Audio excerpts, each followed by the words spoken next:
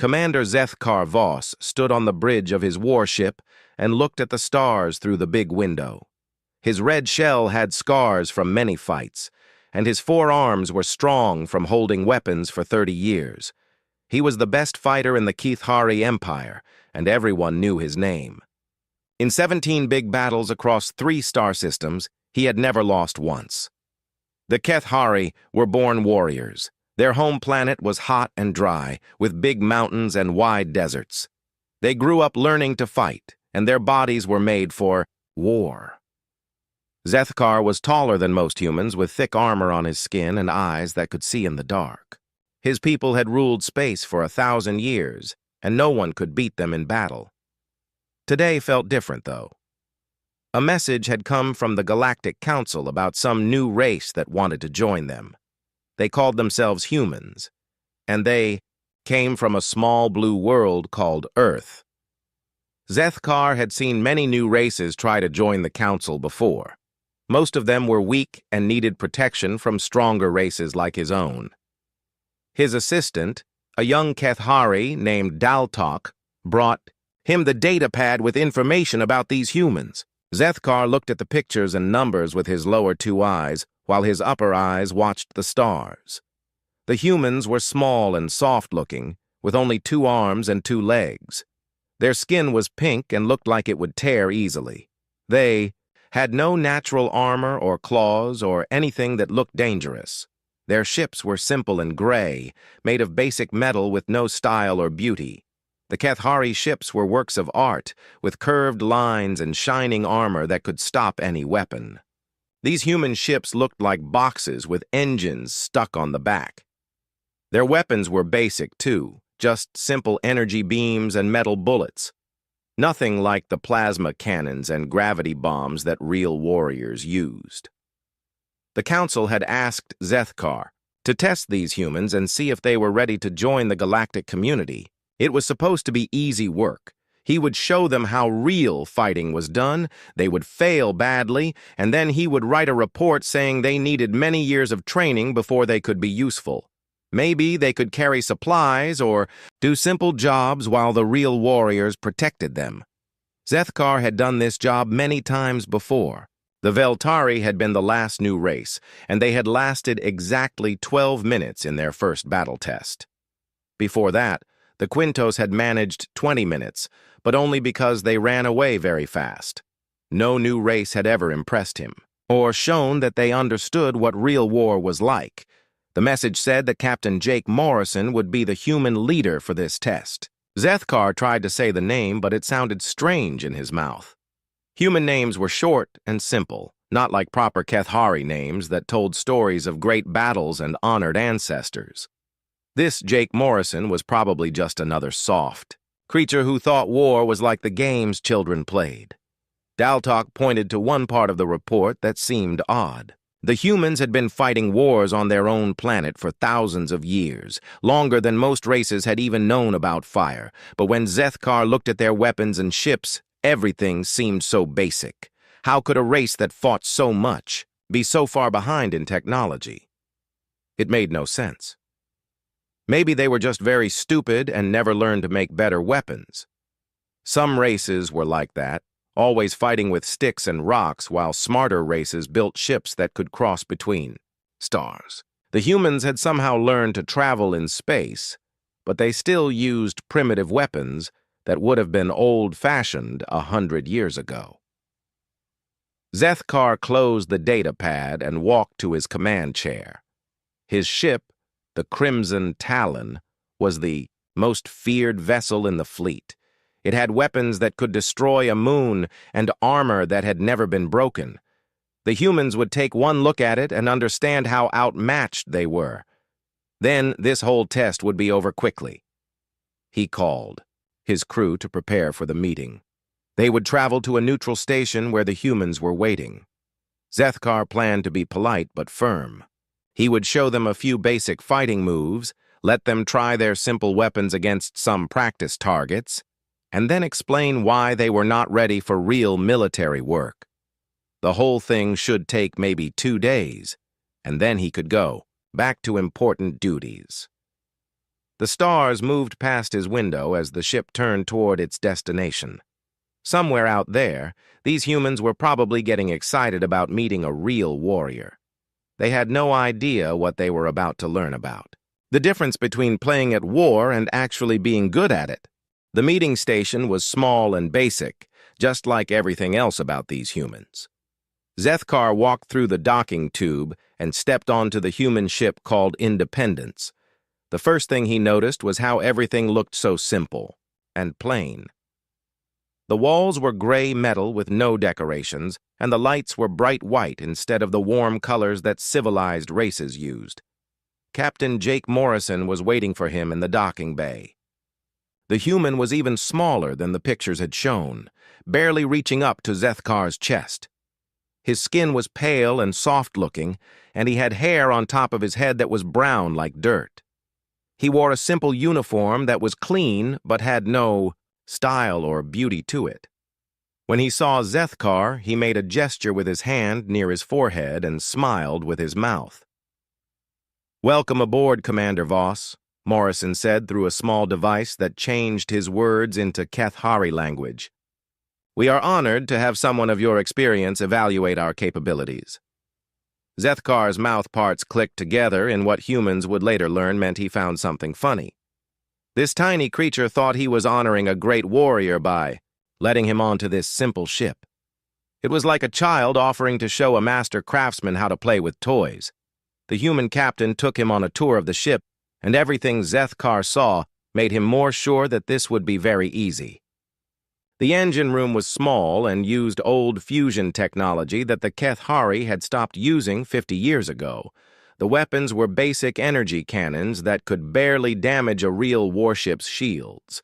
The crew quarters were tiny boxes where the humans slept on flatbeds instead of proper rest pods. Morrison introduced him to his officers as they walked through the ship. Lieutenant Amy Carter was in charge of tactics and planning. She was even smaller than Morrison, with yellow hair and green eyes that looked at everything very carefully. She showed Zethkar their computer systems with obvious pride, explaining how they could track multiple targets and calculate firing solutions. The computers were so simple that Zethkar's personal data pad had more power than their main battle computer. Dr. Lisa Morgan was their science officer and diplomat. She had dark hair and brown skin, and she asked many questions about Kethari, culture, and military history. She seemed very interested in learning, but her questions showed how little humans understood about real warfare. She asked about honor codes and rules of battle, as if war was some kind of game with fair play and proper behavior. Sergeant Rick Davis was in charge of the ship's Marines. He was bigger than the other humans, with muscles that showed under his uniform and scars on his hands from fighting. His eyes were hard and cold, and when he looked at Zethkar, it felt like he was measuring him for a fight. Davis showed him the Marine equipment, which was just basic body armor and simple projectile weapons that shot metal bullets. The armor looked like it might stop a knife, but nothing more serious. The weapons demonstration was exactly what Zethkar expected. The humans fired their guns at targets and hit them accurately, but the weapons were so weak that they would barely scratch Kethari battle armor. Their energy cannons could burn through thin metal, but a real warship's shields would laugh at such pathetic power. The Marines showed some fighting moves that were adequate for creatures with only 2 arms, but nothing that would work against a trained Kethari warrior. Lieutenant Carter presented their tactical doctrine with enthusiasm, showing charts and diagrams of how they planned battles. She talked about things like asymmetric warfare and adaptive tactics, which sounded like fancy words for admitting you were too weak to fight properly. Real warriors met their enemies head-on with superior firepower and better training, not with clever tricks and running away. Dr. Morgan tried to explain human military philosophy, speaking about concepts that made no sense to a real soldier. She talked about winning hearts and minds, about proportional response and minimizing civilian casualties. War was about destroying your enemies completely so they could never threaten you again. These humans seemed to think it was about being polite and making everyone happy. Morrison asked what Zethkar thought of their capabilities so far. The commander tried to be diplomatic because the Galactic Council wanted him to be respectful to potential new members. "Your species shows promise," he said carefully. "With proper guidance from more advanced civilizations, humans might one day contribute meaningfully to galactic security." He saw something change in Morrison's eyes for just a moment, like a flash of fire. But then the human smiled and nodded politely. "Perhaps we could arrange a joint exercise, Commander. Nothing too challenging. Maybe a response to a pirate incursion." "An excellent idea," Zethkar agreed. "It would be good to show these humans what real military might look like. His own battlecruiser could handle any pirate fleet by itself, and watching him work would teach the humans valuable lessons about proper warfare."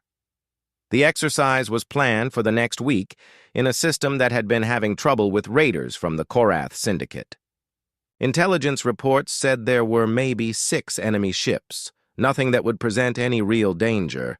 It would be perfect for showing the humans how a real warrior solved problems. As they finished the tour and prepared for departure, Zethkar noticed something strange. The humans were not just getting ready for a simple training exercise. Supply ships were loading huge amounts of ammunition onto their vessels, far more than would be needed for fighting 6 pirates. Engineers were working day and night to upgrade systems and check every piece of equipment. The Marines were practicing combat moves with an intensity that seemed excessive for what should be an easy mission. When he asked Dr. Morgan about the activity, she just smiled and said that humans had a saying about preparing for the worst while hoping for the best. She said it was just their nature to be thorough. Zethkar thought it was another example of human worry and fear. They would learn to be more efficient once they saw how proper warriors handled things. The Joint Task Force dropped out of faster-than-light travel at the edge of the Nexus system, and immediately Zethkar knew something was very wrong. His ship's sensors started counting enemy vessels, and the numbers kept climbing. 6 pirates had become 12, then 20, then 30. The final count showed 34 enemy ships scattered throughout the system, including several that looked like captured military vessels from other races. What intelligence had described as a minor pirate problem was actually a full invasion fleet. The Korath Syndicate had apparently decided to make this system their main base of operations, and they had brought everything they owned to defend it. Zethkar had fought pirate fleets before, but never one this large or well-organized. "Admiral." Kevin Brooks appeared on the communication screen from his flagship. The human looked completely calm as he read the sensor reports, as if finding 6 times more enemies than expected was just a minor inconvenience. He was older than Morrison, with gray hair and lines on his face that spoke of many years in command. His voice was steady as he asked for recommendations from his tactical staff. Lieutenant Carter's voice came over the communication channel, clear and professional as she analyzed the situation. "Standard doctrine suggests withdrawal and reinforcement request," she reported. "However, tactical analysis indicates we can achieve mission objectives with acceptable losses." Zethkar's 4 eyes widened in shock. Acceptable losses against a force this large was impossible. His people had strict rules about such things. You never fought unless you had at least equal numbers, and preferably twice as many ships as the enemy. Anything else was not war, but suicide. Captain Morrison studied the tactical display showing all the enemy positions. His face showed no fear or worry, just the concentrated look of someone solving a difficult puzzle. "Commander Voss, in your experience, what would Keth Hari Doctrine recommend here?" he asked. "Immediate withdrawal," Zethkar replied without hesitation. "Regroup with additional forces. Return with overwhelming superiority." His voice carried the certainty of someone who had never lost a battle by following proper military procedures. "Interesting," Morrison said, and turned to speak to his crew. "Sergeant Davis, how long until your Marines are ready for deployment?" "Sir, we have been ready since we left port," Davis replied with a smile that showed his teeth in a way that made Zethkar uncomfortable. The human began giving orders that made no sense to a trained military mind. Instead of withdrawing to safety, They were going to split their small force into even smaller groups. Instead of waiting for reinforcements, they were going to attack immediately. Instead of engaging the pirates in open battle, where superior numbers would matter, they planned to use the asteroid field for cover and coordinate strikes on multiple targets at once. "This is suicide," Zethkar protested to Dr. Morgan, who was monitoring everything from the science station. "Your people will be slaughtered. You have 8 ships against 34. The mathematics of war are very simple, and they do not favor survival." Dr. Morgan looked up from her instruments with that same calm expression all the humans seemed to wear. "Commander, has anyone ever told you about human military history?" she asked. "I assume it involves losing battles until superior species arrive to help," Zethkar replied. "Actually, it involves winning battles we had no business winning," Morgan said. Her smile was sharp and cold. "We have had quite a lot of practice at being outnumbered." Zethkar watched in growing amazement as the humans implemented their insane battle plan. Morrison's ship disappeared into the asteroid field along with 2 others, vanishing from sensors as if they had never existed. Brooks coordinated the remaining vessels into what looked like a standard attack formation, but Zethkar could see that something was different about how they moved. The pirates reacted exactly as expected, forming up their superior numbers to crush the smaller human force. It was a textbook response that should have ended the battle before it really began. The Korath ships were well armed and had experienced crews who had been raiding shipping lanes for years. Lieutenant Carter began talking into her communication device, speaking quickly in human military language that the translator could barely keep up with. She was coordinating something complex, tracking multiple targets and updating attack plans in real time. Her primitive computer systems somehow managed to process battlefield information faster than Zethkar's own advanced equipment.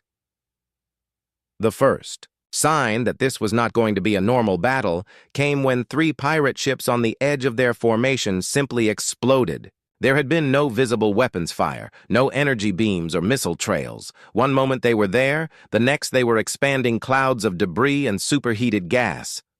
"How is this possible?" Zethkar demanded, staring at his sensor readings. The explosions had come from inside the asteroid field, but his instruments showed no human ships in that area.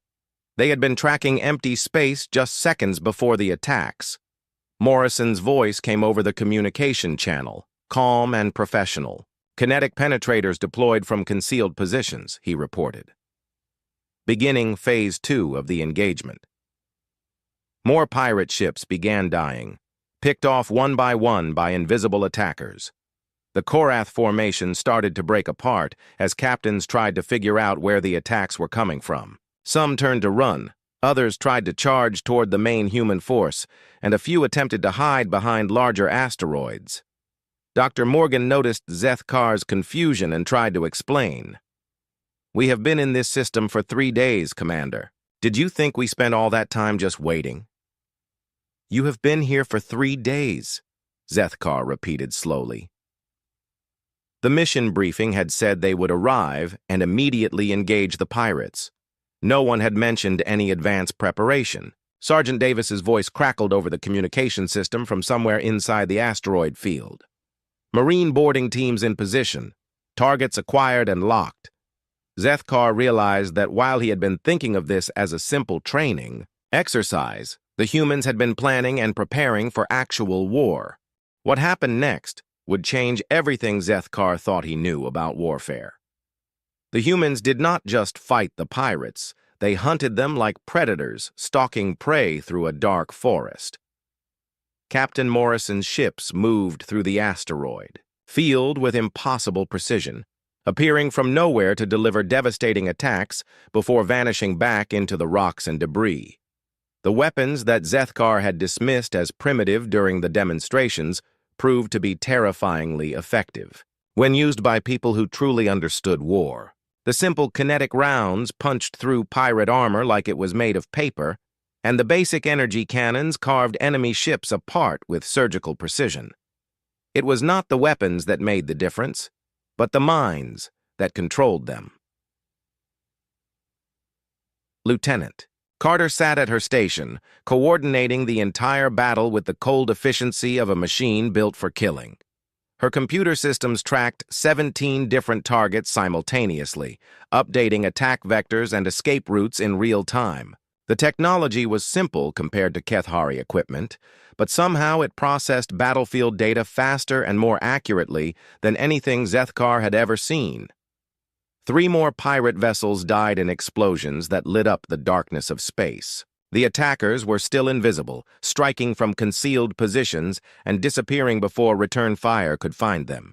The Korath captains were experienced fighters who had faced military forces from a dozen different species, but they had never encountered anything like this systematic destruction. "How are they doing this?" Zethkar demanded as another enemy ship broke apart under concentrated fire. "Their technology is inferior to ours. Their numbers are inadequate. This should not be possible." Dr. Morgan looked up from her monitoring station with that same calm expression she had worn throughout the battle. "You are thinking like a Kethari commander. You fight to win battles. Humans fight to win wars." "What does that mean?" Zethkar asked, frustrated by these cryptic human sayings. "It means we do not just defeat enemies," Morgan replied. "We break them so completely that they never want to fight us again." Admiral Brooks coordinated the overall strategy with the calm precision of someone conducting a musical performance. He was not just destroying pirate ships randomly, but systematically, dismantling their entire operation. Supply vessels were being captured intact, communication networks were being jammed and subverted, and escape routes were being cut off with surgical precision. The pirates tried to rally their remaining forces, forming up their ships for a coordinated counterattack. It was a textbook maneuver that should have overwhelmed the smaller human force through sheer numbers and concentrated firepower. Any civilized military would have been forced to retreat or face destruction. Instead, the humans did something that violated every principle of honorable combat that Zethkar had learned in 30 years of warfare. They ignored the rules completely. Sergeant Davis led his Marine boarding parties through the wreckage of disabled pirate ships like a plague of destruction. His soldiers did not just defeat their enemies, they terrorized them. Pirates who had faced down regular military forces from multiple species broke and ran when confronted by humans who fought as if their lives depended on every single engagement. The boarding actions were not clean military operations, but brutal close quarters. Combat where humans used every advantage they could find. They moved through ship corridors in small groups, communicating with hand signals and covering each other with practiced efficiency. When they encountered resistance, they did not try to capture prisoners or minimize damage to enemy property. Davis himself led the assault on the pirate command ship, a converted military cruiser that should have been impossible to take by boarding action. Zethkar watched through intercepted security cameras as the human sergeant fought his way through armed defenders with nothing but determination and superior tactics. The sergeant moved like he had been born for this kind of fighting, using his environment as a weapon and turning every corridor into a death trap for his enemies. His Marines followed his lead, advancing through the ship with relentless efficiency that spoke of countless hours of training for exactly this situation. One of the pirate captains tried to surrender his ship, broadcasting the traditional codes. That meant he was giving up and requesting mercy. In civilized warfare, this would have ended the fighting and begun negotiations for prisoner exchange and reparations. Davis responded by blowing a hole in the ship's bridge with explosives. "This is not warfare," Zethkar whispered in horror as he watched the systematic destruction. "This is something else entirely." "No," Captain Morrison's voice cut through the communication channel. "Warfare is what those pirates did to the civilian transports they have been raiding. This is justice." The remaining pirate ships tried to scatter and escape, abandoning their formation and their wounded comrades in a desperate attempt to save themselves. It was the smart tactical decision that any reasonable commander would make when faced with impossible odds. The humans pursued every single fleeing vessel. Admiral Brooks issued orders with mechanical precision, directing his ships to intercept. escape routes, and coordinate pursuit vectors. There would be no survivors to spread word about what had happened here, no witnesses to warn other pirate groups about human capabilities. Lieutenant Carter tracked each enemy ship as it tried to run, calculating intercept courses and optimal firing solutions. Her voice remained calm and professional as she called out target designations and attack priorities, as if she was organizing supplies instead of orchestrating the complete annihilation of an enemy force. The last pirate ship died in a brilliant explosion that briefly outshone the system's star. The battle was over, and the humans had achieved something that should have been impossible. They had destroyed a force 4 times their size without losing a single vessel. Zethkar stared at the tactical display showing nothing but debris fields, where the pirate fleet had been. In his 30 years of military service, he had never seen anything like what these soft-looking creatures had just accomplished. The final phase of the battle began when the surviving pirates attempted their last, desperate gambit. 15 ships remained from their original fleet of 34, and their captains decided to group together for one final coordinated attack. It was exactly what military doctrine taught in such situations: concentrate remaining forces and try to punch through enemy lines to escape. Captain Morrison watched the enemy formation take shape on his tactical display and did something that made no sense to any civilized warrior. He ordered his ships to retreat. The human vessels broke off their attacks, scattered to the edges of the system, and apparently fled from the superior pirate force. Zethkar felt a moment of relief mixed with disappointment. Finally, the humans were showing proper military sense and withdrawing from an impossible fight. But then he noticed that their retreat pattern was strange, almost like they were moving to predetermined positions rather than simply running away. The pirates saw the human withdrawal as their chance for victory and pressed their attack. Their ships accelerated toward the center of the system, where they could regroup and then jump to faster-than-light travel. For a few minutes, it looked like they might actually escape to fight another day. Then Lieutenant Carter's voice cut through all communication channels with deadly calm. Kinetic bombardment solutions locked and ready, firing on Commander's authorization. The asteroids that the humans had been hiding behind suddenly revealed their true nature. What Zethkar had assumed were natural chunks of rock began moving with impossible speed, accelerating toward the pirate formation like guided missiles. But these were not missiles. They were entire asteroids turned into weapons of mass destruction.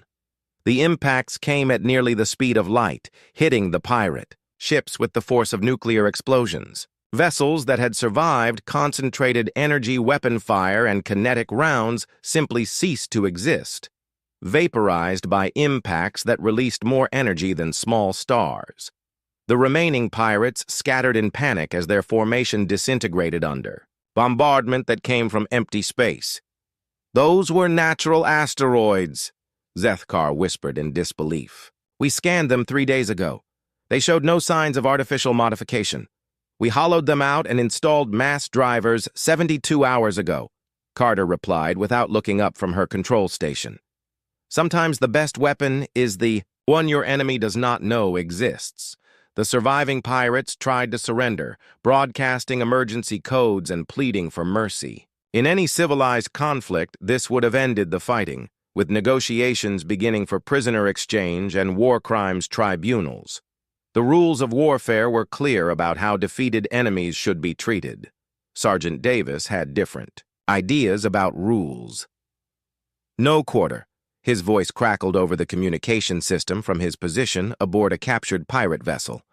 "These raiders have been preying on civilian transports for 8 months. They burned a colony ship full of families last week. What followed was not a battle, but an extermination campaign. The humans pursued every fleeing vessel with relentless determination, hunting them through asteroid fields and nebula clouds like wolves chasing wounded deer.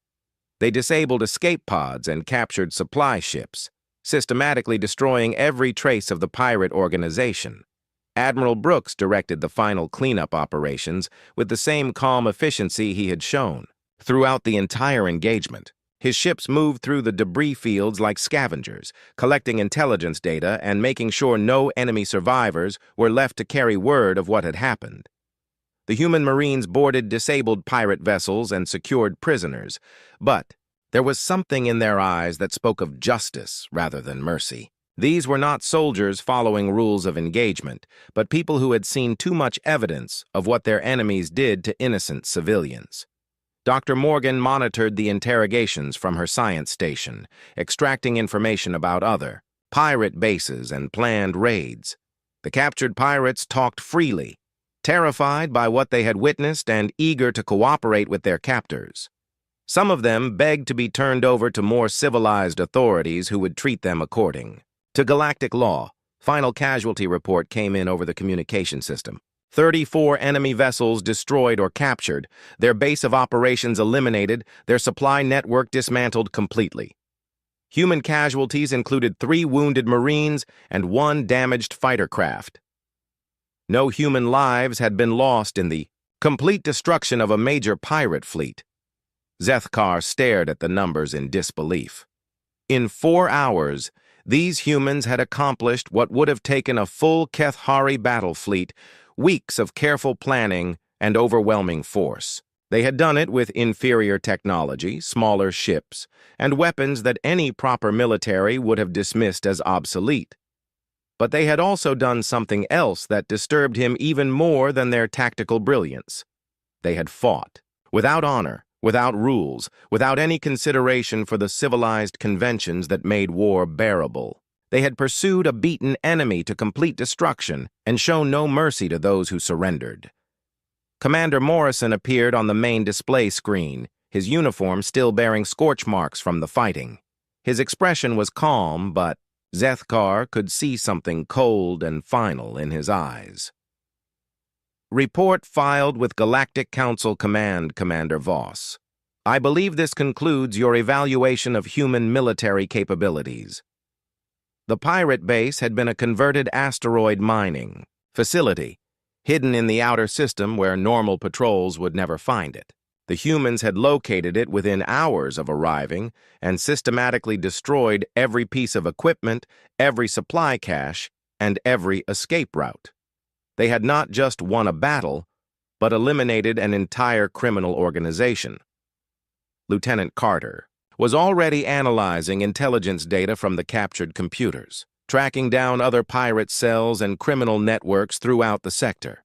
The humans were not content with solving one problem, but were preparing to hunt down every associated threat.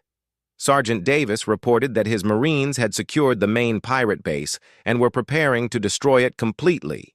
There would be nothing left for other criminals to salvage or use, no infrastructure that could be rebuilt or repurposed. The humans believed in solving problems permanently. As Zethkar prepared to return to his own ship, he realized that everything he thought he understood about warfare had been wrong. He had spent his career fighting civilized battles against civilized enemies with agreed-upon rules and acceptable outcomes. The humans had spent their entire evolutionary history fighting for survival against a universe that wanted them dead, and they had learned lessons that no other species seemed to understand. In the days that followed the complete destruction of the pirate fleet, Zethkar found himself spending more time aboard the human ships, trying to understand what he had witnessed. The humans treated him with respect and answered his questions, patiently, but he could sense that they were holding back important information about their true nature. Captain Morrison invited him to share meals in the officers' dining area, where the humans ate simple food and spoke casually about the battle, as if it had been routine training exercise. They discussed tactics and logistics with the same tone other species used to talk about weather or sports, as if orchestrating the complete annihilation of 34 enemy vessels was just another day at work. Lieutenant Carter showed him detailed analysis of the battle, breaking down every decision and explaining the reasoning behind their unconventional tactics. Her presentation was clear and logical, but it revealed a way of thinking about warfare that was fundamentally different from anything Zethkar had learned in military academy. The humans did not think in terms of winning or losing individual. engagements, but about achieving long-term strategic objectives. They planned not just for the immediate battle, but for all the battles that would never happen, because their enemies would be too broken to fight again. Dr. Morgan spent hours explaining human military history, showing him records of conflicts that stretched back thousands of years. Every war seemed to involve humans fighting against impossible odds and somehow finding ways to win through superior planning, better tactics, and absolute refusal to accept defeat. One afternoon, as human salvage crews worked to process the captured pirate vessels, Zethkar found himself alone with Dr. Morgan in the observation deck overlooking the debris field. The view was beautiful in a terrible way, with streams of metal and debris catching starlight like cosmic jewelry made from the remains of defeated enemies. "I do not understand," he admitted to her. "Your technology is clearly inferior to ours. Your ships are smaller and less heavily armed. Your weapons have less range and lower power output. By every measure that matters in warfare, you should have been destroyed in the first few minutes of combat." Dr. Morgan poured herself a cup of the bitter black liquid that humans called coffee. The smell was harsh and unpleasant to Kethari senses, but she seemed to find it comforting. "Commander, may I ask you about your home world?" she said. "Kethar is a paradise," Zethkar replied automatically. "Abundant natural resources, favorable climate conditions, few dangerous predators. We developed advanced civilization quickly and efficiently because our environment supported rapid population growth and technological development." "Earth is what we call a death world," Morgan said quietly. "Hostile climate with extreme weather, patterns, limited resources that must be fought over constantly, and everything on the planet is evolved to kill everything else. We spent 200,000 years learning how to survive in an environment that wanted us dead." She gestured toward the viewport where human ships moved with deadly grace through the wreckage. "You fight battles, Commander. You have honor codes, established rules, accepted practices that make warfare predictable and manageable. We fight wars. We have only one rule that matters: win at any cost."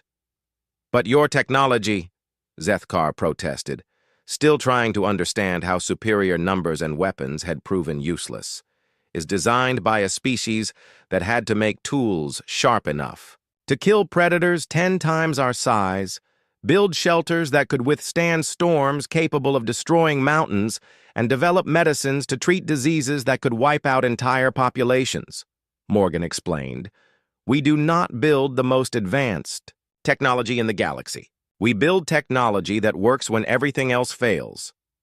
Captain Morrison joined them at the observation window, his uniform clean but his eyes still holding that cold calculation that Zethkar had learned to associate with human commanders. "Making life and death decisions. The paperwork is complete, Commander Voss. The Galactic Council has been informed that the pirate threat in this sector has been permanently eliminated."